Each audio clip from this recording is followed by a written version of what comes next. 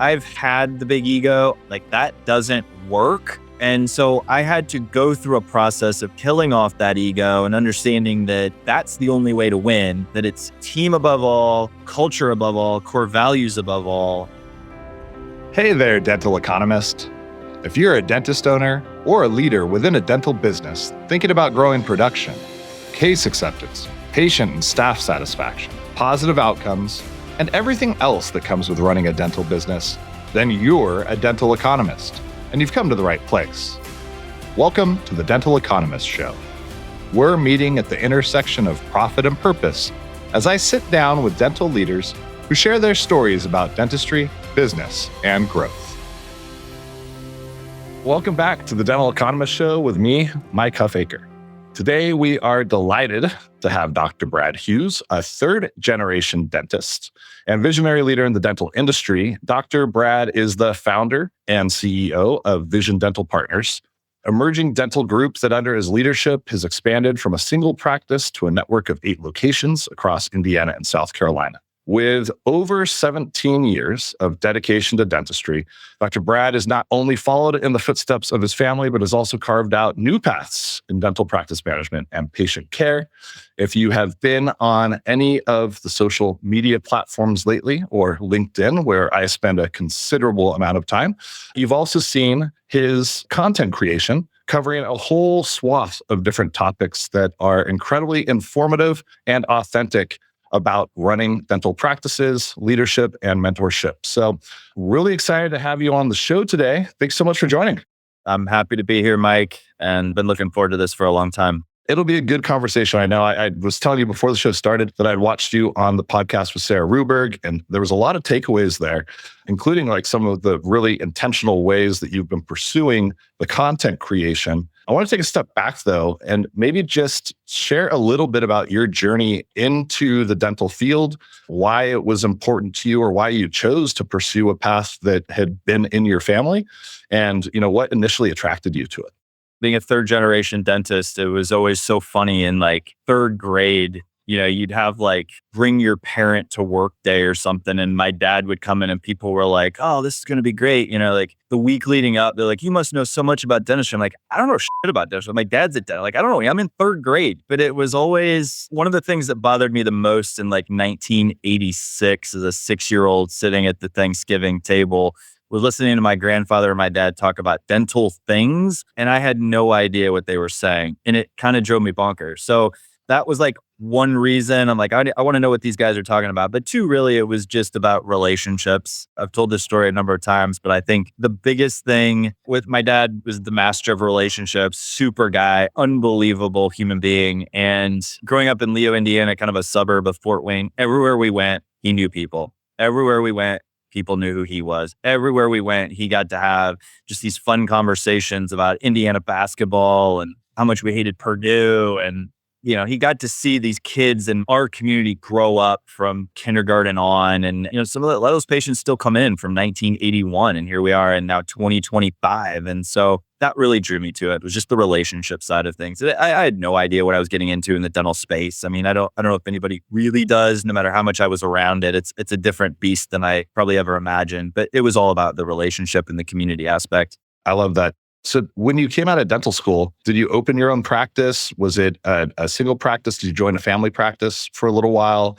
And then what was kind of the impetus to scale, and how did you determine that you were going to start to expand and open other offices? So joined his practice, joined the Hughes Dental Group in Leo in Indiana. So came back, I think my dad and I, probably my junior year of dental school, we were out on a golf course in Indianapolis, and we were on a tee box at one point, and in a kind of a roundabout way, my dad's kind of like, so you think you want to move back to Northern Indiana when you're done with dental school? I'm like, yeah, I think I could probably do that. He's like, I'd really love it if you kind of came back and joined the practice. I'm like, yeah, okay, let's do it. So joined his practice. He was there with me for a couple of years. He kind of had a toe or maybe a whole foot out the door, probably on about day 3. He was getting ready to move down to South Carolina. My mom had honestly already moved at that point. So he and I which was great. He and I got to spend a ton of time. We played a ton of golf together. We got to spend evenings together, and, over a beer or 2, we talked business and different things. But his thing was relationships. It wasn't business. I came in about 7 days. I'm like, I see about 13 different ways that we can help this practice grow. But at the same time, it was just keep getting my feet wet. And very early on, literally within the first couple of weeks, I could see that the entrepreneurial side of things for me was really where my passion was going to be. So I started kind of helping him sort of transition the practice from a business standpoint. I acquired the practice from him a year or two out of dental school. And it was pretty amazing. I think we shared the same attorney and we like did a bridge on him for free. And that was like the way we did the deal. Like I look back and I'm like, what in the hell was I doing? Like, oh my God. But you don't know what you don't know. And, we've grown up a lot since then, but I have felt literally from day one, like the entrepreneurial side, I am so passionate about. I love that game and the relationships and all that, but the dental, the procedures and stuff, like I like it. I do it 4 days a week. After 17 and a half, this will be 18 years in June. Like I should be pretty good at it, but my passion's really kind of that entrepreneurial space. And you've gotten to flex those muscles in the expansion of the organization as well. What was your strategy in adding additional practices and bringing on additional doctors? And how do you think about that? It was 2013, the marketing side of things in Fort Wayne, Indiana at the time, there was still kind of a stigma around practices in the dental space that were marketing. That was only like ambulance chasing attorneys that were doing it at that time. It's a crazy thing to say now, isn't it? Wild. I literally lived next to a dentist that would not look at me, would not wave to me when he was out getting the mail or vice versa because I marketed my practice. This was 2013, right? This wasn't that long ago. But I'm like, look, this is just where I've got to do this. I need to go triple this practice. And that was really what I set out to do. I said, I really have this great entrepreneurial side, this great entrepreneurial spirit. And I'm like, I don't know where I can go with this, but I knew I had set a goal where I wanted to triple the practice in Leo. And if I could do that, then it was, let's go bring on more practices. Let's build a foundation. Let's get the mindset right. Let's do the things that I need to do, not just go start scaling with no foundation. So really started marketing, building brand, just starting to understand those things, what brand meant, what being a real part of the community meant, what it actually meant to build a bigger, better practice. And that's what we did. And then that was about 2013. And then 2019, we acquired my second practice. And we've added 6 more beyond that since then. And we have plans to do about 4 probably in 2025. Yeah, so you've really kind of accelerated the growth at this point. I had no real desire over the last 2 years. I think we were at a point where, there's that point where at 3 practices or 4 practices, things start to get hard. You've got to build a management team. People ask me all the time, like, why do you still work 4 days a week when you have 8 practices? I'm like, cash flow matters. It's not the same at 2 or 3 practices as it is 8. Like the math has to math. And so there will be a point I will scale back. There's no question, but we've put in a ton of work over the last 4 or 5 years to really build this foundation. And we have an unbelievable management team. These guys work their ass off. I couldn't ask for a better group of people to work with between Jason, Mikkel, Lex, Mike, Desiree. I mean, Betsy, these guys all they bring it every day. And so that's really where we're at. We've got the foundation and now it's like, let's go add 4 or 5 more practices this year. That makes sense. Like it's not just go do it to do it. It's core value alignment, cultural alignment. Nothing is more important to me than that. And that's really where the focus is at this point. No, that makes a lot of sense. So let me ask, we'll shift into some of the content creation here. I heard on the DentMent podcast with Sarah Ruberg and some of the other folks on the show, which is very well done. So any of the audience listeners can go check it out. I think it's on YouTube. It wasn't, for us on the outside that just happened to log in to LinkedIn one day. And then now here's a video with Brad sharing some knowledge about the experience that he's gained over the past couple decades of working in this industry, building businesses, championing culture, worried about focusing on core values. But you had mentioned on that episode that this wasn't like an overnight thing. You'd actually been prepping for some time before you kind of were ready to launch and put yourself out there. Were there any moments, like once the decision was made that you wanted to do this, did you have any moments of self-doubt between then and the launch where you were like, you know what, maybe we don't? Or were you pretty resolute from the outset that it was something that was going to happen? It took me a long time to get to the resolute point. And first of all, you brought up Sarah. Like I got a text the other day from some people that were listening to the podcast and they're like, it was so great in the first 2 minutes when Sarah called you little baby Brad, just came on the scene. I heard that too. damn you, Sarah. But I have to give a shout out to Sarah. I was hilarious. And it's because of my own bias. I don't want to say I was like anti-social media, but I was not on any platforms. I was doing nothing with social media. I think it took me too long to wake up to the fact that like the things I was doing, let me go, I'll tell a little bit of a story here. The things I was so focused on in 2011, 2012, 2013, 2014, when it came to growing my one practice, which was where can we go that people are paying attention, they're listening or they're seeing us. And then I kind of got away from that a little bit. And I think like it's self-admittedly, I got a little softer on what we were doing because I think things were almost a little easier on 2020, 2021. Like everybody was getting a little fat and happy. I really needed to get back to my core values and my mindset around what do we need to do to grow this company, which is go back to where's the attention, where are the eyeballs, and where are the ears at? And let's be honest, it's all right here and it's on different social platforms. It took me way too long to sort of buy into that. I'm a huge Gary Vee fan and I do a little bit of work. I'm in their entrepreneurial program called Vibe by Vayner. So I do some work with James and Andrea and Natasha and their amazing team, Julia. But I probably studied LinkedIn, consumed content on LinkedIn as sort of a very passive observer for 6 or 7 months. And then there was just sort of a day where I was like, it's time. And from that moment on, it was resolute. It was, this is what we're going to do. Now I need to figure out where do we go to start building strategy? And that probably all started around March and then started doing some strategy work with Alex Sheridan and Impacts in probably April, and we started posting content in July.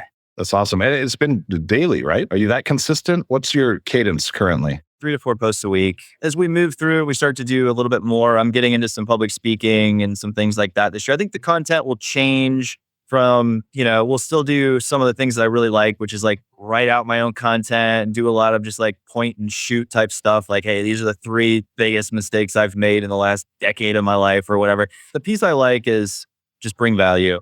And if I can bring value from exactly what you said, a couple decades of experience, I've screwed up a hell of a lot of things and I've done some things really well. And I just don't think there's a lot of people out there that are willing to just say, hey, didn't do that well. Hey, I did do this well. And let's just talk about it. Let's have conversations around it and just show you a little bit of what, because there's a lot of folks, again, that want to grow a group. Like it's the big thing, right? Like everybody needs to have a group. It's like, whatever.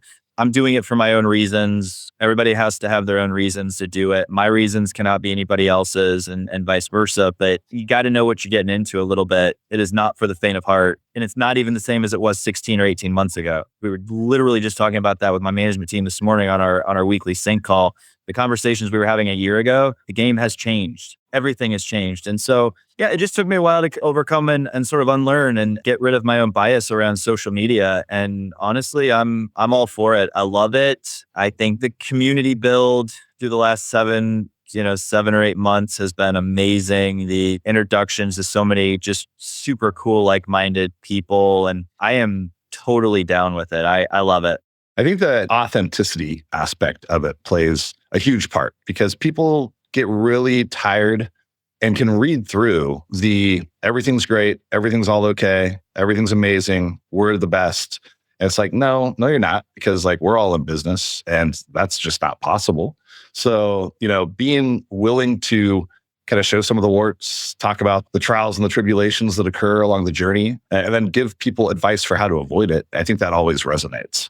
I think going back to one thing, and it's exactly what you just said, Mike. One of the coolest things that it was almost like an exhale type of moment for me was sitting in an event. And I don't go to a lot of events. I think there's a lot of events out there, right? Like I think sometimes going to these events and you talk about authenticity, like you can almost get too wrapped up in what everybody's talking about and everybody's doing. And you sort of lose some of that authenticity when you're so focused on what A, B, C, and D are doing. But I was sitting at an event and Eric Roman got on stage and he's like, sometimes it just sucks. And it's really freaking hard. And it's this and it's that. I was like, like nobody says that. Everybody just says, oh, it's the group space and let's high five and pat everybody on the back. And it's this, that, and the other. It's like, that ain't it, peeps. Like I want everybody to be wildly successful and I'm rooting for everybody, but it is hard and it's only going to get harder. And I think if I can use whatever small, tiny, tiny little platform I have to say it is hard and not everything is great. And I did a deal where I lost $500,000 of my own cash and this, that, and the other. And I'm okay with that. Live and learn and let's go. Then I figure if, the real objective is if one person takes something away from every piece of content, I win. That's it. Sure, absolutely. It's a really healthy way of looking at it because I think people get so tied up into reach, followers, likes, whatever. And ultimately, if you're able to just help a few people, it becomes worth the efforts. What is something through this process, maybe post-launch over the past 7-8 months, it's been like a pleasant surprise to you or unexpected as a result, an outcome that was driven through this putting yourself out there? Really two things, probably. One, at a very macro level, it's the relationships, whether that be somebody like a Sarah Ruber. There's so many really like-minded individuals that are just working their ass off every day. And I'm so down with that. I'm so on board with that. I am so rooting those folks on. Like, there's so much energy for me around that. I really get a kick out of that. But two, I think it's some of the conversations that I have where people will send me a message and they're like, I'm so glad that you were comfortable saying this, because I maybe sort of felt like I was the only one that had to experience that. Or a friend of mine reached out and felt like they were light years behind everybody else. And it may not be in the dental space. They were light years behind everybody else and they're not doing anything right. And they're never going to figure it out. I'm like, I don't have figured out. Like, what are you talking about? Literally, it's like, get up, go net win that day. Let's go 51-32 net win and just keep going. And I think some of those messages where they're like, it's just good to hear people say that. Sometimes that's a little surprising, but it's refreshing. It's validating, I think, for a lot of folks to go like, okay, this wasn't just me. Has there been any downsides, like any assholes out there that just you're like, well, this was surprising. Like, didn't anticipate this sort of hate for this comment that I made. I really just triggered that person. Like anything that's been just kind of a negative element of that. I think sometimes I don't know if it's a negative. Like I'm going to take that and I'm going to turn the pseudo negative into like a real positive because I love that. Like I love it when I post like the other on what did I say, Friday? So like 2 days ago, I posted like a day in the life behind the scenes, right? And there's like some people who are like, this is like, what? Like that is too busy of a day. You're going to burn out. You're this, like you're virtue signaling because you're not showing that you enjoy life. And I'm like, dude, I love my life. Like, are you kidding me right now? Like, they're like, but you're showing hustle culture. I'm like, I'm just showing my entrepreneurial day where I'm trying to operate a business and help my management team go operate whatever 100 team members. And I'm seeing patients and I'm good with that. Like I got to work with my executive coach that morning, Natasha through Vayner, who's amazing. What a phenomenal way to start my day on that was a Tuesday morning. We filmed that and I get to have Tim, my video manager, like follow me around most of the day and film content. Like there was so much energy around that. Like I love those days. I get to go home to my girls and my wife and all this stuff. Like it's a phenomenal day and I can't explain. It doesn't mean in the micro sometimes I don't hate it, but I love my life. Like I love what I do and I'm so like burnout doesn't exist when you truly love what you do. And I'm so down for it. Like I feel like I'm just barely getting started. And there's just people like, oh, you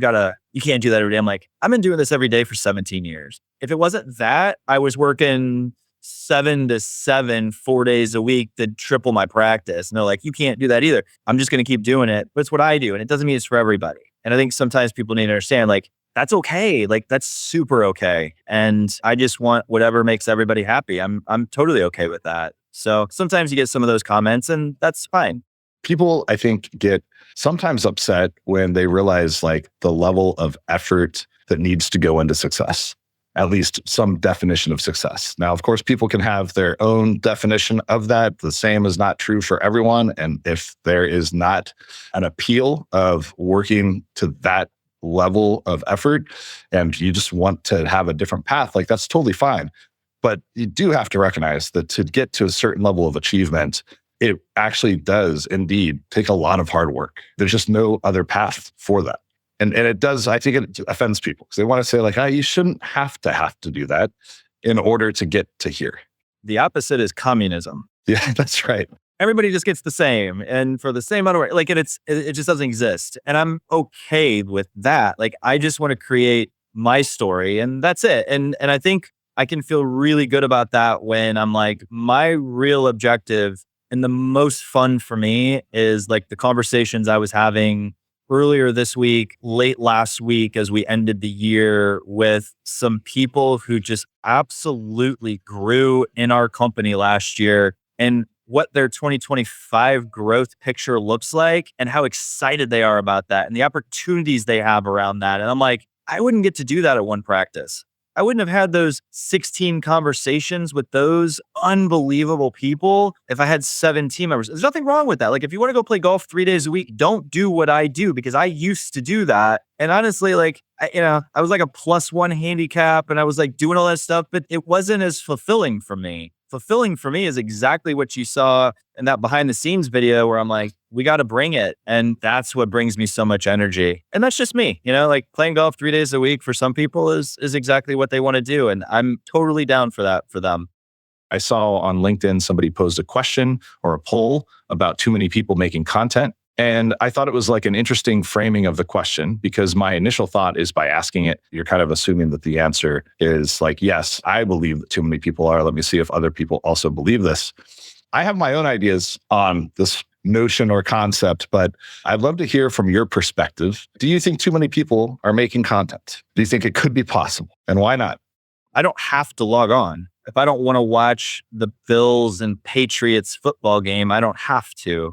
I don't think there's enough people making content to create value. I think there's a lot of people on Instagram who like to show off their trips to Italy. I think there's a lot of people on Instagram that like to go down there 23 floors below me and rent a Ferrari in Miami Beach and act like it's theirs. But I don't think there's nearly enough content around the truth behind what goes into exactly what you just said, Mike. What actually goes into whatever your level of success is, whether that's family, clinical, home, if we're just talking about dentistry here, whatever your level of success looks like, people should be creating content, just create value for people. That's it. Like I would consume that all day because I think I can learn from everybody. I'm so curious as to what people do to be successful. I guarantee you there are people out there who are better dads than me, they're better husbands than me, and there's better clinicians and better business owners than me. So like, what can I learn from you guys? And that's always the way I've approached it. And I search and I'm like, there's not that much out there. There's a lot of content, but I don't have to consume it if I don't want to. I think that's the key. You don't have to consume it. The audience derives whether or not it's valuable or not. And then on top of that, it's not a zero-sum game. Like there's not this limiting factor that if more people are creating, that it removes your ability to be successful at what you're doing. And so it's just like the incorrect mindset to have, to think that, like when I saw the new podcast that Sarah was doing and Milad, I was like, hey, that's awesome. I'm looking forward to checking this out. If there's some cool things in there that like I can learn from, more the merrier. Like, so you can say that everybody has a podcast now. Sure, that may be true, but you also get to choose which ones you listen to. Exactly. I think that's the whole point right there. Like not everybody loves Indiana University basketball, right? Like I grew up in Northern Indiana. All I wanted to do my whole life was play basketball for Bobby Knight. And then I stopped growing at 5'9.5" and whatever. But it's like Baby Brad. Yeah. Like somehow that's going to move forward now. It's going to be so bad. And it's going to be her fault. And you can definitely point towards that. Yeah. I also, when I heard that, I was like, I wonder if they go back, like if they've like worked together. Like this was quite the statement. Sorry, I digress. Yeah, I know. I love it. It makes me laugh. But it's like there are literally like I can't understand how how many people live in the United States? Like 350 million people. How is not every single person an Indiana University basketball fan? Like I don't get it. But yet 348 million and are not, and yet they choose to not consume Indiana University basketball. Great. Okay. You don't have to. But my life has revolved around it for 44 years. My childhood revolved around it. My adulthood, unfortunately, for the last 25 years, which has just been atrocious, but I still love it. I consume it. I live, sleep, eat, and breathe it. And all I want to do is see one more NCAA basketball championship for Indiana University. And I will be the biggest talker for the rest of my life about that one title. You'll be fulfilled. I will be fulfilled, but yet it hasn't happened since I was 7. So point being is we all get to choose. And actually, you know what? The algorithm actually is not going to bring you much unless you want it to be there anyway, for the most part. I mean, let's be honest. That is true. So I can tell that you are no stranger to professional development. You've talked about, heard you mention a CEO coach. You do work with VaynerCheck Media with Gary Vee. I've heard you talk about mentorship. Do you have some mentors in your life, or have you had mentors that kind of you reflect on that were really kind of force multipliers for you to achieve the success that you've had? And did those relationships happen organically, or did you seek out like that type of mentorship? Probably the biggest early on, I don't even like to caveat this. I'll caveat it a little bit. It wasn't because it was like this big one-on-one relationship, but it became really important for me was Jay Geyer, and at the time was the Scheduling Institute. They've now rebranded to the Practice Growth Institute, I believe. It was just a mindset shift. I was sitting there in like 2011, 2012, 2013 going, man, I know I can 3X this thing. I know. But then like 10 minutes later, I'm like, I know I can, but can I? Do I have the skill set to do it? There were just some self-limiting thoughts. I had to get the hell over them. You know, I'd been in practice for 5-6 years. So I had the skill set. I had the speed to do it. I'd built some relationships. I was part of the community. I had all of the things. I just don't think my mindset was quite right. And I think doing some work with them, and I had a full 8-hour day with Jay in 2016 where he and I sat down one-on-one. I still go back to those notes. Here we are. It'll be almost 9 years later here soon. And I still go back to the notes. Just things we talked about. Hey, do you have a system to deal with this type of mindset? Do you have a system to deal with people with that mindset? Do you have a system? I'm going, no, no, no, no, and no. And I think that probably very quickly started to get me into a very understanding that the game is mostly around mindset. Culture matters more than money. Team matters more than anything. It got me moving down that right path. And then from there, I've been a huge Gary Vee guy, just around mindset. I like just a lot of the stuff he does. I've met him multiple times. I've met him in New York. I've met him in Miami. We've spent a little bit of time on Zoom, working with his entrepreneurial program, Vive, and some of the team members that they have, I think, been really good. It was kind of nice to get out of the dental, sometimes echo chamber, and get into sort of that just a little different mindset. And so I think that's probably been another big one. But gosh, I've had flight instructors. I'm a private pilot. I've had a golf instructor I've worked with for a long time. I'm starting some public speaking, one-on-one instructing here in a week, because I'm just enamored with like that skill set. Like I think people who have that skill, like I love that skill set. I'm so jealous of people who are just so good at that. I get coached in everything, absolutely everything. And I think I am totally down for as much feedback as I can possibly get. And there's still the 1.5% of the time I'm like, God damn it, Hughes, like, there's still that ego every once in a while that's like takes it like as a smack on the face. But most of the time, like, for majority of it, I'm here for it. Let's do it. Give me as much as possible. Yeah. When you were saying that before the smack on the face piece, I was like, this is a really low ego approach. Because I think ego is what gets in the way of a lot of people pursuing coaching. Because there's like the belief that like, how can somebody else know better than I do?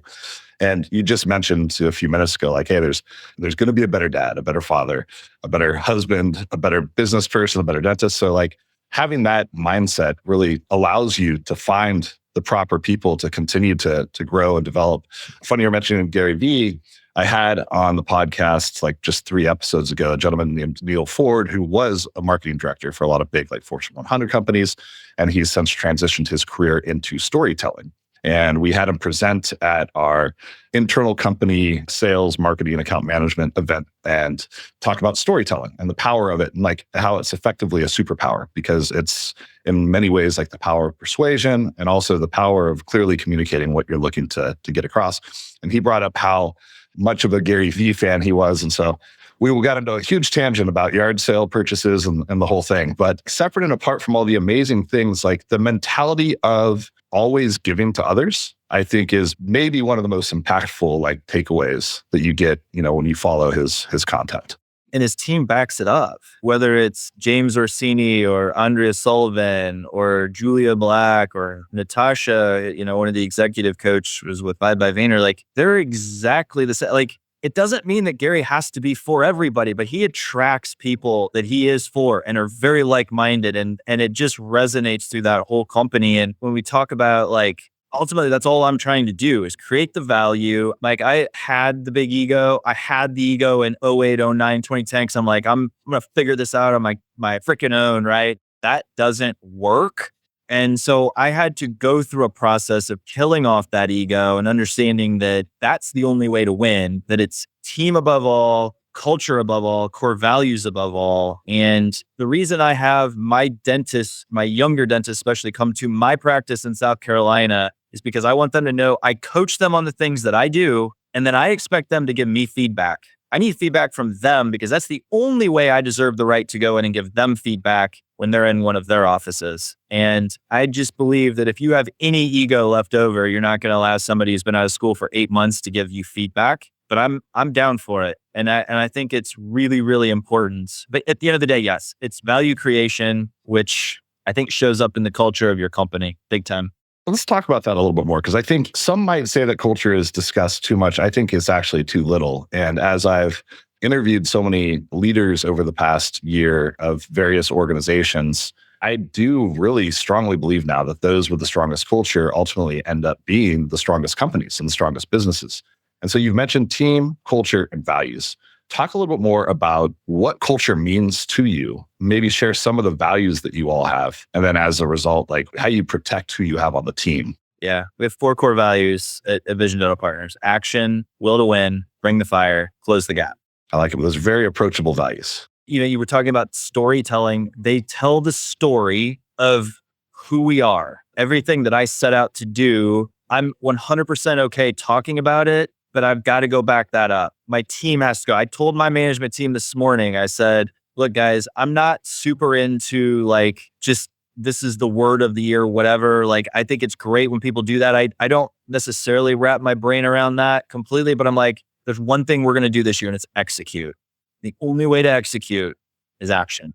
And then will to win. At the end of the day, like some of my favorite human beings, I mean, never met, but like growing up, it was the Jordans and the Kobes and the Tiger, like just the Bobby. I mean, again, Bobby Knight, for better or for worse, was my religion when I was 9 years old. The dude wanted to win. And some people, again, will misinterpret the approach and whatever. But at the end of the day, what happened resulted in a program that had a certain standard of the way things would be done and how things were approached. So will to win, bring the fire. You know, you got to show up every day. That morning huddle is important. Bring energy. Energy can go one of 2 ways. You're either an energy suck or you're bringing energy. And, you know, it's positive or negative. And so bringing energy every day, like I want to be around people who are bringing that fire every day. And then close the gap. It's just where are you at, where you want to go. And what are you going to do? Actionable things to go make that gap smaller. And we do 90-day core value reviews. So every 3 months, we sit down with every single team member and they review themselves and we review them on core values. We sprinkle in some KPIs and some things that are important because at the end of the day, we're all there to create value for patients, for each other, all those things. Like we have to track data. I know, you know, some of that's corporate. No, it's not. I've been tracking data since 2007, right? Like any legit practice out there needs to be tracking some KPIs. But we do 90-day reviews around core values. It's important. How is that enacted? Is it related to specific examples of somebody exhibiting the values, or are you using specific data points to score or rank? Or like, how do you actually facilitate that? So typically it's them sort of grading, so to speak, themselves on each one of those and then giving, here's how I demonstrated this. Here's how I did, because I want them to understand what they mean. These are not buzzwords that we found on Google that we slap into a break room and we never talk about, but we throw on a website. These are like, you have to actually demonstrate. Like, it doesn't mean everybody has to be a 4 out of 4 every day, because that's not the expectation. But there needs to be some shades of gray in there, but you need to be a 3 out of 4 on most damn days. And just how are you doing that? And then does that back up with what your practice manager is saying about you? Does that back up with, they're also going to grade you? My director of operations, Mikkel, is also going to grade you. And with certain individuals, I get involved as well, sort of depending on where they fall in the company. And we just go in and we just have honest conversations with them about that. And I think it works out really well because they know we're very serious about it. So, like culture gets a very macro, like you're including a lot of things in there. But to me, it's just like-minded individuals that align with your core values. That's it. Like some people are going to be 49er fans. Some people are going to be Packer fans. Some people are going to be Steelers fans. Like they don't all have to be of that mindset, but we need to align. And it's the same way when we're looking for acquisitions, same way when we're recruiting doctors or we're recruiting a front desk or I'm recruiting a management team member. Like we go into those interviews and we talk to them about them. You said a little bit earlier that you had done just recently. There was somebody on your team that received a promotion. You're really excited about her, growth opportunities in 2025. And that's, obviously a super fulfilling part of what you do is to be able to see other people succeed at what they're doing. When you think about employee recognition, maybe not just like promotions, but what is your approach to that within the organization? And how do people know that they're doing well or feel good about the path that they're taking? I think it starts in the review process. And I'll give you the exact answer.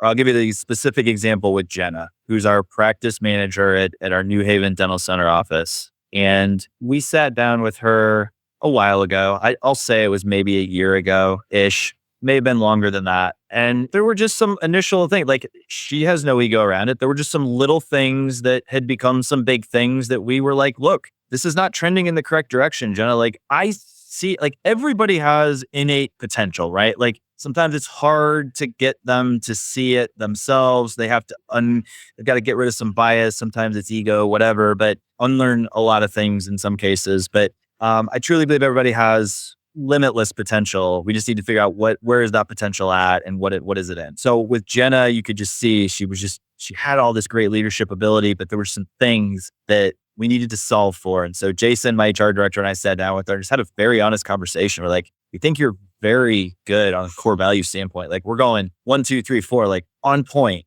that these things over here need to be addressed. If you can address them, great. Sky is the limit for you. And she was a little emotional around that because I think she almost felt like it wasn't letting us down. Like, I don't care. Like it's about them, right? Like you're letting yourself down. And I think you could sense that in her. She felt that. And here we are a year later, whatever. I mean, she's come so far. Like she's going to go take that practice from a startup 2.5 years ago to, well over $2 million in 2025. And she's a huge part of that. The conversation now was you keep doing what you're doing and keep getting better and better and better. And the next step up is like management type stuff. And that gets her excited. So it really started at the review level, just, hey, what needs to kind of be tweaked? There were some things with too many days missed and some dumb stuff that she knew she needed to fix. And, she did. I give her full credit. I had zero part in that. She made it happen and she kicks freaking ass now. Well, and that's another really, I think, big advantage to having a group that is, emerging or has multiple locations. It offers more career pathing too for people. So it doesn't feel like you're so limited in your upside potential in the future. And to your point, you can get into more management type things. There might be marketing type opportunities in the future. Like there's potentially a regional, like maybe you oversee a few different locations. And so it really expands and broadens people's potential. It does. And I think the piece that nobody ever wants to talk about, and I really honestly don't understand, is like that changes your life. Because yes, more responsibility comes with that, but also typically a little bit more of something else that nobody really wants to talk about: money. I don't have anybody on my team that does it for free. I wish I did. I don't. There seems to be this thing that people want to get paid. And I'm not saying Jenna's doing it for money. There will be somebody who'll probably read that, oh, it's just about money. It is not about money. It's about value creation and over delivering. And that organically drives financial gain to people. And that's all she's done. She will bring financial success to her family, not because of me, not because of Jason, because she's put in the work. She's worked with Mikkel, our director of operations, over the last 6 to 12 months to better herself, her mindset, her operational systems, everything that she's done at the practice level. And she's become so good that all I can do is just keep elevating. I'm going to keep elevating in the company, which is also going to bring her and her family more financial success. And I'm so like that brings like like that gives me goosebumps because that's the game. That is the whole thing right there. Like I can't wait to just have more and more and more. We've had so many of them just like that, but Jenna's just such a great example because she's come so far. I'm just so proud of that. Now that's awesome. Well, we will wrap up here in just a second. I would be curious, any favorite books that you would recommend from any time at all? Books or podcasts, any type of content that you might recommend to others? Yeah, gosh, I hate to bringing up Sarah so often today. We're going to have to give her like a sub credit on this episode. She posted the other day the book Start With Why, I believe Simon Sinek.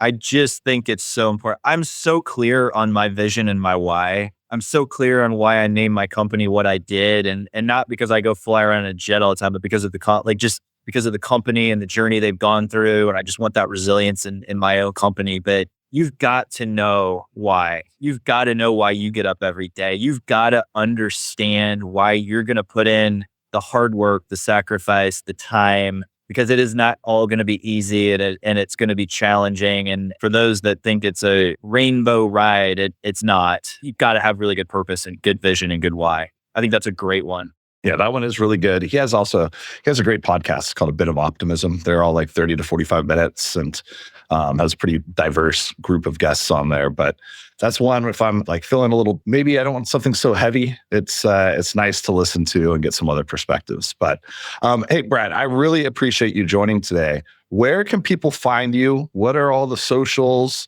If somebody wanted to get in touch, what's the best way? Kind of give us the rundown. Probably the best way, my LinkedIn page. I'm on there a lot. I like to respond to, sometimes I do fall a little bit behind on some of the direct messages. So I apologize for anybody that I'm maybe a week behind on, but send me a message there, connect with me, interact with me there. Our Vision Dental Partners website, we are making some changes. We're kind of massively upgrading that, but that's kind of a good starting point. It talks a little bit about who we are, but really just go to LinkedIn. Look at some of the content, connect with me, let's talk. And, if there's any questions I can answer for people, or if you just want to jump on a 15-minute Zoom call or whatever it is, if there's any way that I can create value, I am so down with it. It brings me so much energy. Or just shoot me an email. bdhughesdds@gmail.com is a great way to get a hold of me. So I'm always available. That's great. Well, Brad, I'll be looking forward to seeing more of your content on LinkedIn. Thank you so much for joining us today. It was a real pleasure to get to meet you. You too, Mike. I appreciate it. The Dental Economist Show is brought to you by Planet DDS, home of Dental OS.